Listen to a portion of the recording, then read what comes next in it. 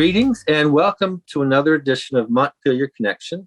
I'm State Representative Mike Mrowicki from the Wyndham 4 District, that's Putney, Dummerston, Westminster, and we are part of the Wyndham Southeast Supervisory Union Educational District that is served by Brattleboro Union High School. This is a show where we try and bring what's happening in Montpelier back home to Wyndham County, and more importantly, though, try and bring what's happening here in Wyndham County back to Montpelier so legislators will have a better sense of what's going on when we go back in session in January. Today we have a show that I'm particularly excited about because we're going to be talking about education, and we're going to be talking about education with some local students here.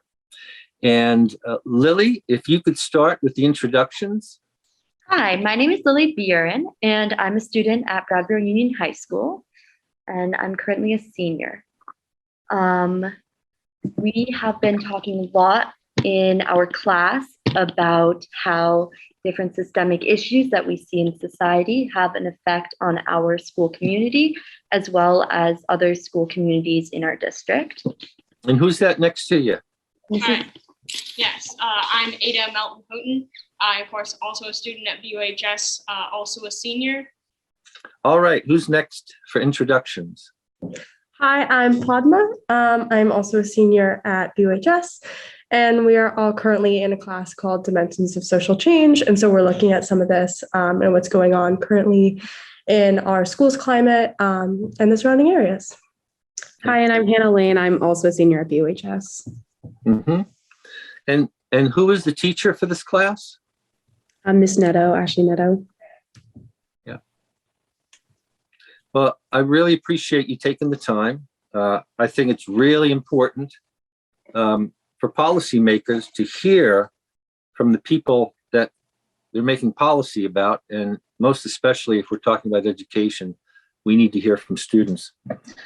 One of the reasons I think it's really important, especially now, is there are efforts nationwide and now even in Vermont by groups who would like to change how we educate our children, who would like to limit and even censor what is being taught to students, most especially around US history.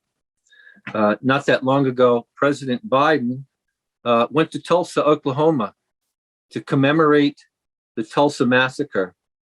And one of the more common reactions to this that I experienced from people I know and what I read about is, what was the Tulsa massacre? Now, if you ask some people, they'll say it was one in a series of massacres of Black people in this country by whites. It's one of the things that we just weren't taught. And we think it's important for us to have a sense of history. So Lily, how about starting with you? What's your feelings about the idea that some people want to limit what you're taught? I think it's really upsetting to see people trying to limit what is taught in schools. I think to understand where we came from, we have to be able to also see the hardships and the not so good realities of what we have done in the past, especially related to our country's history. I think that we have a long past of genocide and discrimination against certain groups in our country. We are not able to limit that or change that until we are able to reconcile our past and really accept it as part of where we came from. Yeah. Can we just go around the room again? And I'd like to hear all of your perspective on this. I mean, I guess I personally I'm kind of insulted when people try and regulate what information is given to us, because it's sort of, to me, it reads, they sort of have this story about being concerned about the children and everything, and I'm insulted by that, because to me it reads less as concern for us and more about a desire to control us, and to make us believe the things that they believe. And it seems, it's very dangerous to me, like this this dislike of critical thought, this desire to have just like a patriotic history education. You know, it feels patronizing, it feels dangerous, it feels insulting. Does it feel like they're saying they don't trust you to handle this? I think it's less about like what they trust me to handle and more about like they're worried that if I like know certain information, they won't be able to get me to do what they want. Yeah. Knowledge is power. Yeah. Padma? Well, I think we are seniors in high school. We're entering the world next year, if you look at it that way. People are getting jobs, people are going to college. And I think being taught like a romanticized idea of our country's history, or really just society, is just not preparing us for life in general. I also agree with Ada that it's kind of insulting. And I think a really important part of education is critical thought and learning how to critique our own lives and society and our history. And I think that not giving space for that is a little demeaning to us in general, and is also just not preparing us for whatever's next. I agree. I think it feels like we're being cheated out of knowledge and out of history. I think that the word Ada used, being dangerous, is really, really important, because it is dangerous if people don't know the truth, because in a way, the way history is developing, if certain parts of history are left out or are not taught, people learn lies and people don't get the full story behind it. So people go into the next steps of their life with a false knowledge and a false history, which is very dangerous. And I think also Lily talked about genocides being taught in class. The first thing I was taught in a genocide focused class was that we have these classes and we have these lessons to teach how to prevent it in the future. And that's very important, because if that's taken away, the possibility of genocide and the possibility of years and years of brutality and discrimination is very possible again, because people don't know the truth behind how impactful and how important it was and how hurtful it was. I agree with Hannah. I think that like one of the issues is systemic issues, and we've learned that like ignoring systemic issues does not solve them. Mm-hmm. And so adapting a curriculum that just like erases any issues isn't going to solve anything. It's just covering it up, which long term is just going to make it worse. It also seems like a cowardly way to step away from it. It's the US and it's America's way of saying, we did wrong, but oh no, we didn't, because we're not going to teach people about it. So we've never done anything bad, but then these problems are just going to keep reoccurring. And what's going to happen in the future when it happens again? Yeah. I also think that genocides in nature eliminate the history of certain groups. And that's really dangerous, like Ada was saying, because it makes us as a country be very ignorant to the realities and the life of individuals, of minorities, and even just cultural differences that still exist and are very, very prevalent in our country. And so by erasing that from school systems and not teaching about difference as idea, we're actually really unpreparing students to be able to be functioning members of society later on. Yeah. There's a quote by the philosopher Santayana that without a sense of history, we're doomed to repeat our mistakes. And there's another quote that happened during World War II by a minister named Niemöller, who said, first they came for the Jewish people, then they came for the labor unions, and I said nothing. And then they came for the other people, and I said nothing, and then they came for me. So I think that the challenge is that is a path for destruction for everybody if we start limiting what we learn and don't learn our lessons. Are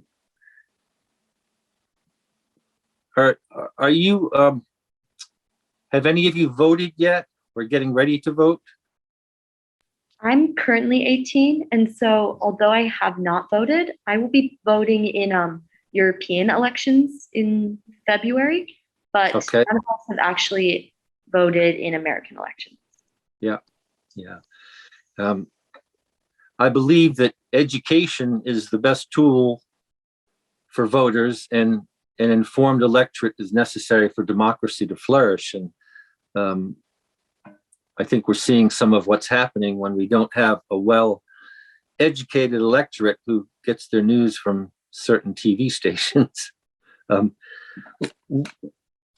What would you say to people, and this happened just north of here in Springfield, Vermont, where there was a motion before the Board of Education to pass a restriction on what students would learn.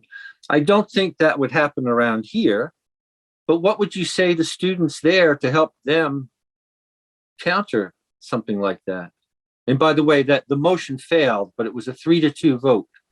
I think that it's really important as students for us to advocate for ourselves, because I think that's something that we all need to realize is that no one is going to advocate for us if we don't do it first. I think that if we want like accurate history education, we are still citizens of the society, even if we can't vote.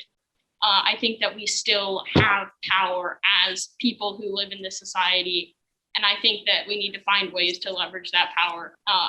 I'm just one person, so I don't know any more specifics than that, really, like of how to leverage that power, but I think that it's what we need to do.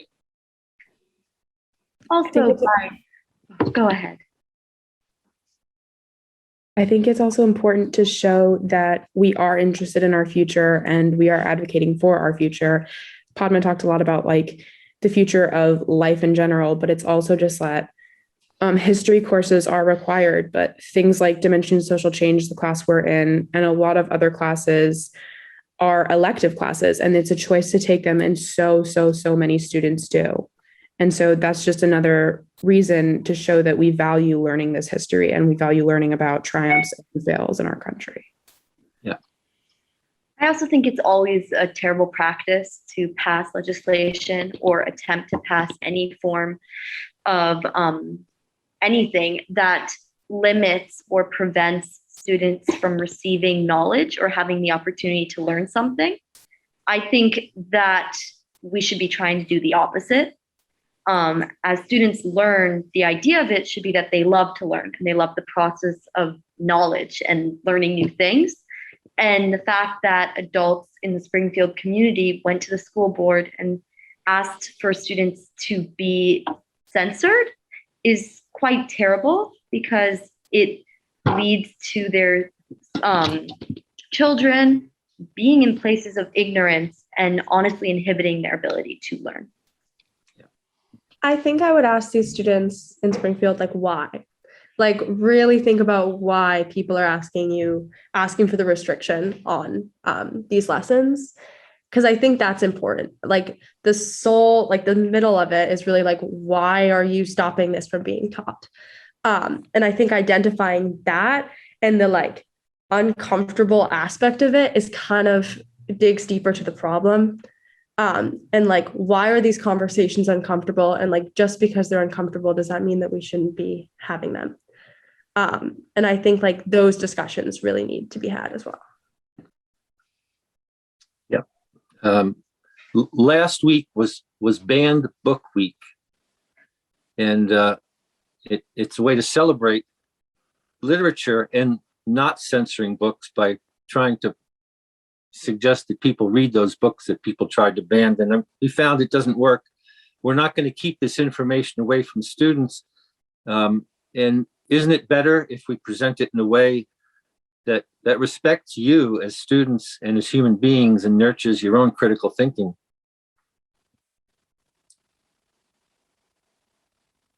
I think we all agree. Go ahead.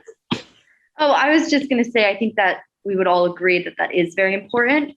But I also think it's important that when you present this information, that teachers stay as neutral and kind of non-biased as possible, so that students have the opportunity to kind of explore these resources as they wish to, instead of how their teachers view or what is kind of expected from the school administration, school board, school curriculum, whatever.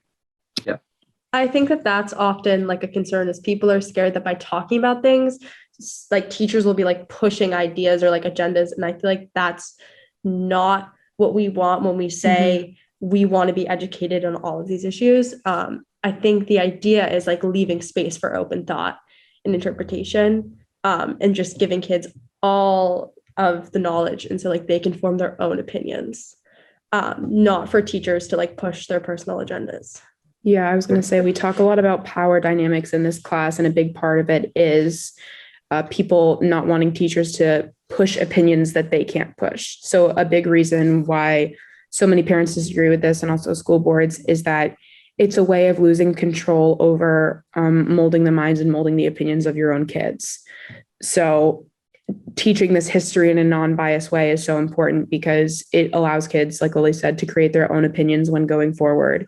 And that's something that a lot of adults are very scared of. And that's something, I think that's something that I would also add to the students in Springfield is saying, do you know why your parents are fighting against this? Or do you know why you don't want it to be taught? Because I think we're all at an age where we're like starting to become our own people, outside of how we've been raised and our like parents' political views. And part of that is like branching out and getting involved in school is like one of the first times in most kids' lives where they're around adults that they trust that might have differing opinions than their parents, or being taught different things in school. And I think that's really healthy. Yeah, I agree. It's essential for us to be able to put this information out there and let you make your decisions around this. And do you think this is an example, especially when we're talking about race relations, the genocide of First Peoples, that this is a manifestation of what some call white fragility? I absolutely think that white people, we really don't like talking about this kind of thing, because I mean, not only does like the acknowledgement of it challenge the power that we have, like we like want to live under the assumption that we don't have that power over other people in the first place. I mean, I just say like absolutely, like people hate having their minds changed and their perspectives challenged. Like, I mean, when you think about it, people really hate learning things. I mean, that's like half a joke, but it's kind of true, because if you learn some new knowledge that really challenges your perspective, then I mean, it's really uncomfortable, because then you realize that you are wrong all the other times. And I think that it's especially difficult when you believe that, I mean, you basically deserved everything that you got in your life, and then you realize you like gain information that tells you like, actually, you got it because of what you are, not because of what you did. I think that it's really a touchy subject for white people, because, not only did we get things that we don't deserve, but we also got things that we don't deserve, like off of like the violence of our ancestors and off of other people's suffering. And that's just extremely hard to face. And clearly some people just want to push that idea, out of their minds, and they want to push it out of their children's minds by extension. It also questions our privilege. And when anyone's privilege is questioned, it leaves them to wonder if their privilege is fair, and if they have to redistribute that privilege, and what that would mean for their place in society and their level of comfort, which is something that's really, really hard. I'm so sorry. I think it's really hard for individuals to kind of rethink their own privilege and then come to terms that they may not deserve all of it, because to do that, you'd have to give something up. And no one wants to give up a level of comfort to be in a lesser place. So I'm going to push back a little there. Does it really mean we have to give something up to share, or does it just mean more people get empowered? And here's an example. Several years ago, we passed a law on marriage equality that said all couples could get married, even same-sex couples. There were some people who didn't want that because they said that they were losing something if they gave the same right to everybody. And similarly, when we passed the civil rights, people said we were going to lose something. And I don't think anybody lost anything when we passed marriage equality or civil rights. So do you think it's really a case of? No, I think Go definitely more of ahead. an assumption that we have, but it's still a very hard assumption for people to kind of face, because it's the idea that like there's something new and there's change, and Yes. change is scary. Yeah. What's being lost and what people don't understand is that it's the privilege that's being lost, because everybody would have it. And that still exists. And same sex, or not same sex, but opposite sex marriage is still like, being in a heterosexual relationship is still privileged because of all of the negative implications of same-sex marriage and same-sex couples, because so many people have a negative feeling on it. And so the idea of losing privilege is not actually losing any power or losing anything about you. It's just taking away the word because everybody would have it. And that's what people don't fully understand, because people don't accept first that they have privilege. And then when they think something is going to be taken away, the only thing is the vocabulary word. I think we've been talking in our class a lot about the idea of like dominant and subordinate groups when it comes to oppression.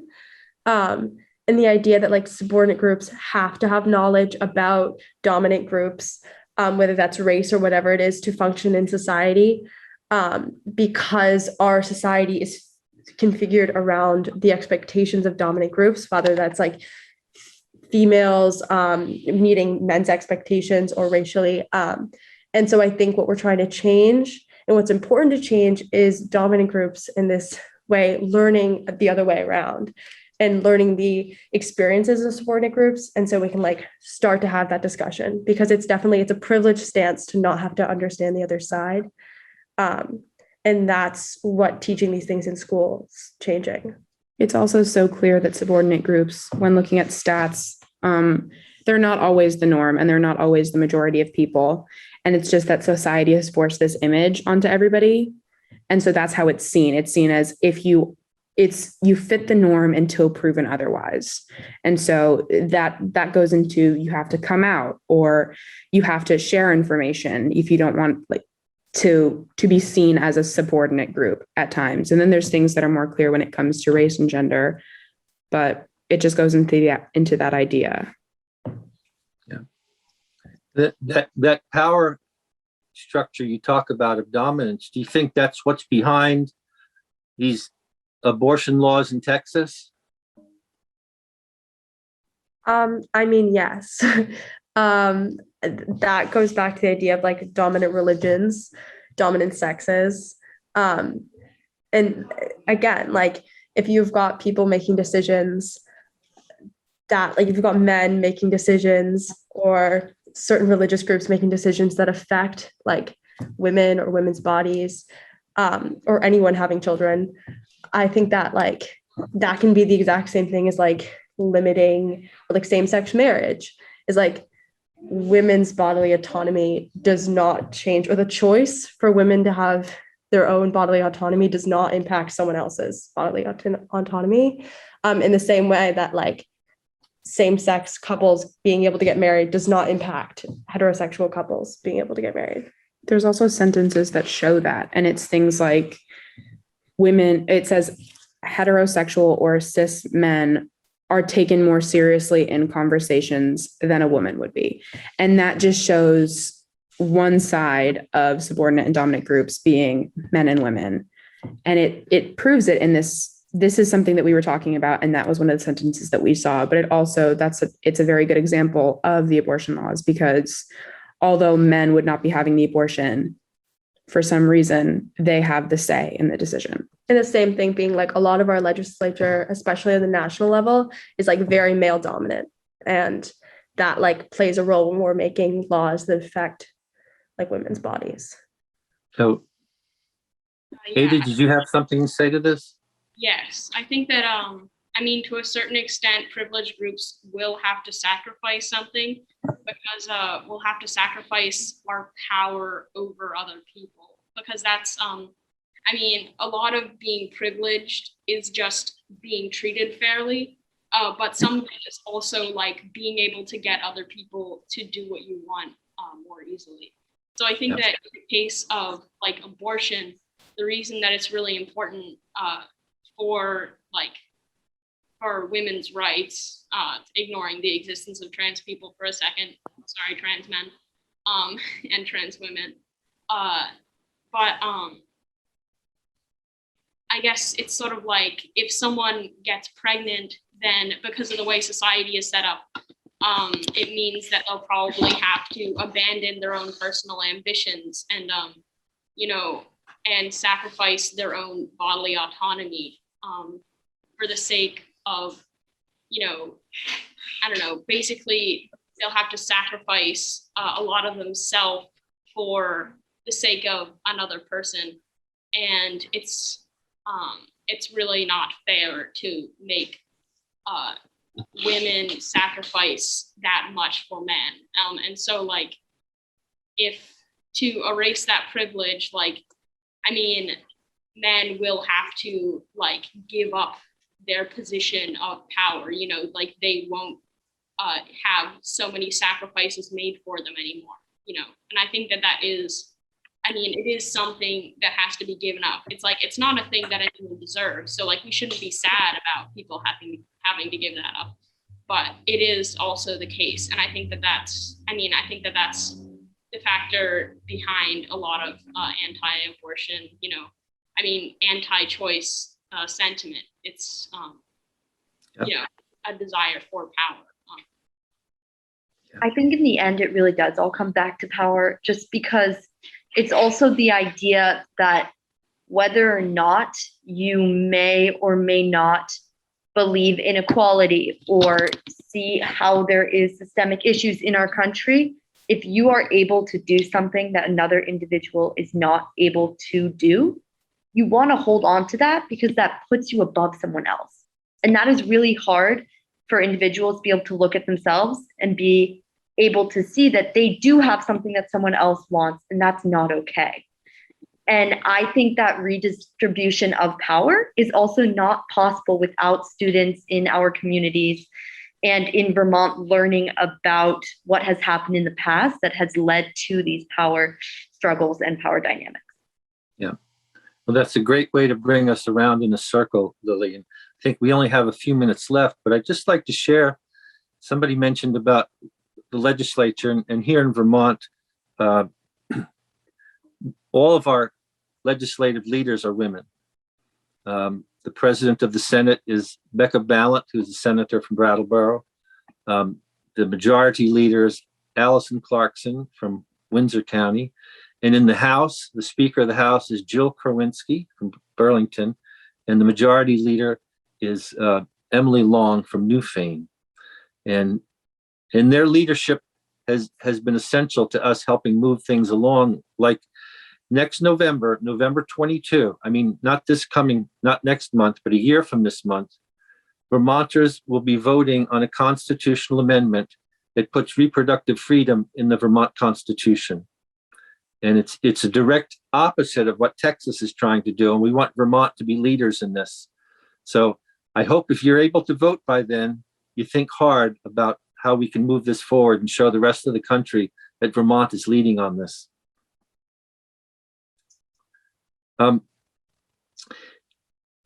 We have a few minutes, so I wonder if each of you could go around, if you have anything further to say, and then we can wrap up.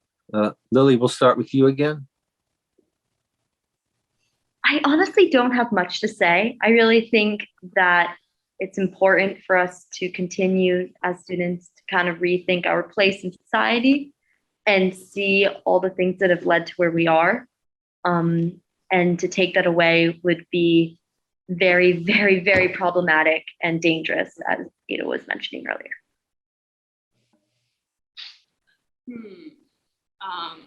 Let's see, things that I have to say. I don't know. I have a lot of things to say, but all of them seem to have deserted me at the moment. I guess thanks for this opportunity and I hope that the things that we've said will help you out. Yeah, very much. doing an important government, whatever it is you do. Yeah. I think that discussions like we've had today and like we are lucky to have in our class dimensions of social change, like on a daily basis, are discussions that need to be happening in schools.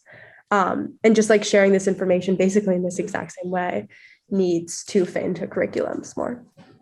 I hope people see the genuine interest that we have with having these discussions, even though they can be hard conversations and hard topics at times. And I also just want to connect back to something that you said in the beginning, being the quote that you shared from World War II.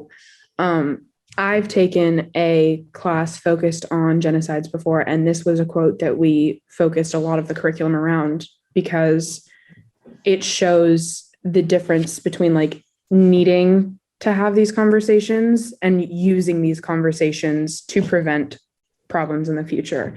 And I think that's just something that I really want to stress and I really want people to understand, because learning about history doesn't just positively impact people by knowing about history and by watching what they say, but it also prevents so much harm being done in the future. And that's so important.